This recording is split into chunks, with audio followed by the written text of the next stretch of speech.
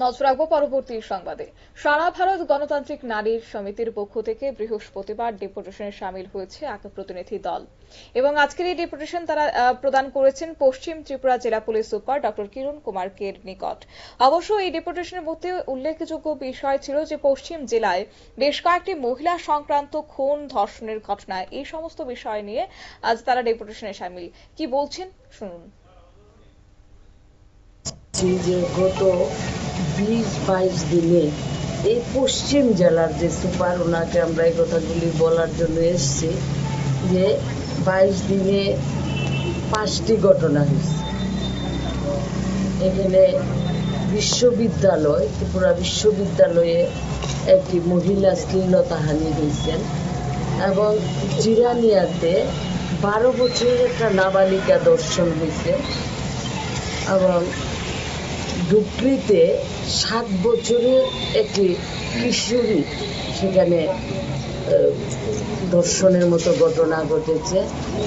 দুর্গা চমনিতে এখানে ফ্ল্যাটের মধ্যে এক গৃহবধূ খুন হওয়া এবং সর্বশেষ যে ঘটনাটা খুবই উদ্বেগজনক, দক্ষিণ নন্দনগরে বর্মনকিলা এলাকায় মালতী রুদ্রপাল, সকালবেলা আপনারা দেখেছেন পত্রপত্রিকার মধ্যে এটা প্রকাশিত হয়েছে।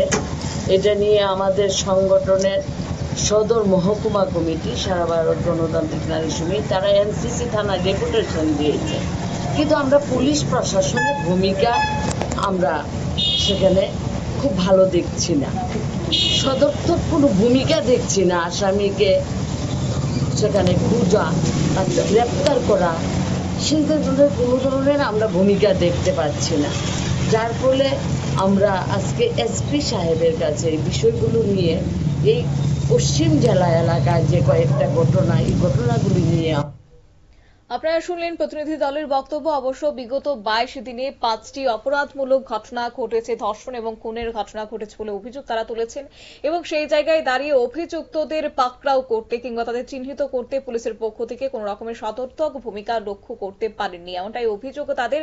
এবং যার কারণে মহিলা সংক্রান্ত অপরাধ এবার নির্মূল করতে বা অভিযুক্তদের চিহ্নিত করতে যেন কঠোর পদক্ষেপ গ্রহণ করে পুলিশ, সেই দাবি দেওয়া নিয়ে আজ পুলিশ সুপারের নিকট ডেপুটেশন প্রদান।